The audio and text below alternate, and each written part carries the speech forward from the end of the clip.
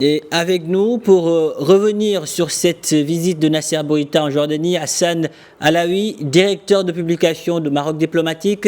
Hassan Alaoui, bonjour et merci d'avoir accepté notre invitation. Bonjour monsieur, cher ami, bonjour, je suis là.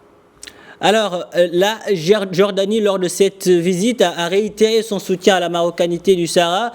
Quelle lecture en faites-vous dans ce contexte marqué par l'ouverture récente de plusieurs représentations diplomatiques dans les provinces du Sud?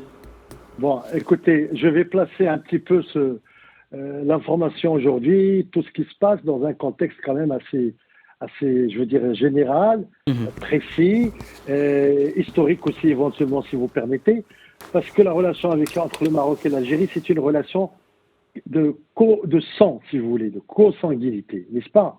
Et la Jordanie a été pratiquement l'un des premiers, sinon le tout premier à l'époque, en 1975, à soutenir le projet de la Marche verte et même à s'engager, je veux dire, à participer à la Marche verte par des représentants que le roi Hussein avait envoyés pour, évidemment, soutenir le Maroc. Aujourd'hui, donc, c'est dans cette logique, la Jordanie, dans la logique, si vous voulez, de ces relations profonde et privilégiée avec le Royaume du Maroc. Et évidemment, vu le contexte que nous sommes en train de vivre, elle ne peut pas faire autrement que réitérer son soutien à la cause marocaine et donc de l'exprimer encore plus fermement parce que tout simplement, la Jordanie est aussi membre du Conseil, je veux dire des pays arabes et tout, et qu'elle est engagée à ce titre par des textes et une présence très ferme avec les pays du Golfe pour évidemment soutenir le Maroc qui est aussi membre du Conseil de coopération des pays arabes, n'est-ce Et, pas? Et donc, et aujourd'hui, elle le réaffirme, l'occasion est donnée parce que tout simplement, la rencontre entre les deux ministres des Affaires étrangères, c'est une rencontre qui s'impose pour à peu près étudier, j'allais dire, le nouveau contexte qui a été créé par cette histoire, enfin cette duperie, si vous voulez, algérienne qui consiste en même temps à essayer d'organiser un sommet arabe à Alger en novembre et en même temps à tenter et s'efforcer d'exclure le Maroc qui est un membre je veux dire, très important, sinon l'un des plus importants, si vous voulez, du Conseil de la Ligue arabe. Et donc, tout ce contexte un peu critique, tout ce tendu, hein, forcément tendu, parce qu'il y a aussi l'épisode du chef des mercenaires du Polisario qui a été reçu à Tunis, n'est-ce pas? Et donc, avec un faste, je dirais, indécent. Donc, le contexte invite, si vous voulez, les deux pays frères, le Royaume du Maroc et le Royaume hachimite, à coordonner leurs efforts dans ce contexte un peu très, très, très compliqué.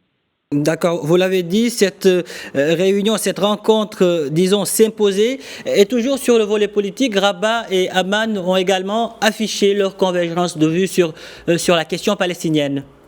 Tout à fait. Les points de vue sont analogues, similaires même. Pourquoi? Parce que n'oubliez pas que la Jordanie, héberge, je veux dire, abrite une grande, très grande communauté palestinienne par la force des choses et que beaucoup de Palestiniens ont immigré en Jordanie, ont fait le choix de vivre en Jordanie, ont même pris la nationalité jordanienne. Et donc, un peu, si vous voulez, le pays parrain, le pays directement parrain des Palestiniens, c'est la Jordanie, de la même manière que le Maroc l'a été et continue de l'être toujours. Donc, tant et si bien que ce qui se passe, si vous voulez, j'allais dire en Jordanie, se passera aussi, si vous voulez, se passe déjà au Maroc, à ce niveau, si vous voulez, du soutien ferme et d'une dialectique très renforcée par rapport au problème de la Palestine, qui est celui de soutenir tout simplement la formule de deux États, n'est-ce pas, cohabitant ensemble entre Israël et la Palestine. Et donc la formule, elle fait son chemin, hein, qu'on le veuille ou non, et aujourd'hui, de toute façon, on n'a rien à cacher. Les Palestiniens se rendent en Israël, sont reçus en Israël, et les Israéliens rencontrent les Palestiniens. Donc, il n'y a aucun mystère. Sans compter que la communauté palestinienne est très nombreuse en Jordanie. Donc, elle est parfois, si vous voulez, il y a des frictions, tout simplement. Et ça a existé dans les années 70 et 80, mais le soutien, il est coordonné, il est égal, il est le même par rapport, si vous voulez, au Maroc et à la Jordanie en ce qui concerne le soutien à la lutte et au combat de l'indépendance de la Palestine. Donc il n'y a aucun, je veux dire, il n'y a pas un cheveu ou un poil de cheveux qui sépare les deux visions marocaines et jordaniennes à ce niveau. Autre question abordée lors de cette rencontre par les chefs voilà, de la diplomatie des deux pays. Le Maroc et la Jordanie veulent donner un nouvel élan à une coopération déjà exemplaire. Les chefs de la diplomatie respective des deux pays préparent, disons, la prochaine réunion de la commission mixte de haut niveau. Un forum d'hommes d'affaires se tiendra en parallèle. Aujourd'hui, quels sont les secteurs économiques qui pourraient bénéficier du nouvel élan que le Maroc et la Jordanie souhaitent insuffler à leur coopération? Écoutez, il y a déjà l'accord de libre-échange, il y a l'accord de coopération des pays du Golfe, il y a les relations bilatérales qui sont très très anciennes et très très très profondes, qui datent, je veux dire, de l'existence des deux souverains, feu le roi Hassan II et feu le roi Hussein. C'est une coopération bilatérale privilégiée, renforcée à tous les domaines, les échanges commerciaux de produits, de marchandises, je veux dire une large gamme, et notamment des phosphates que le Maroc expédie, envoie à la Jordanie. Et les phosphates aujourd'hui, c'est un produit majeur pour ce qui concerne, si vous voulez, l'agriculture, l'élevage et les semences et tout et tout.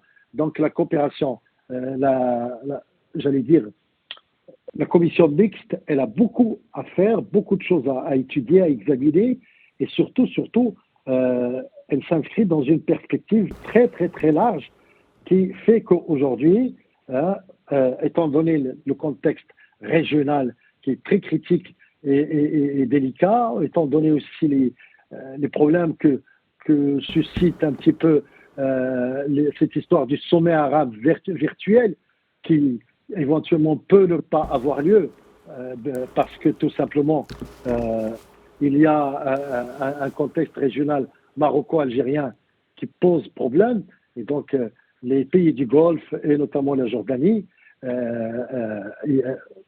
veux dire hésitent encore à étudier la possibilité et puis n'oubliez pas le sommet du Negev. Le Negev, le Maroc et la Jordanie ils font partie, n'est-ce pas? C'est-à-dire que en fait, ces relations, les relations réciproques avec Israël, n'est-ce pas? Et donc,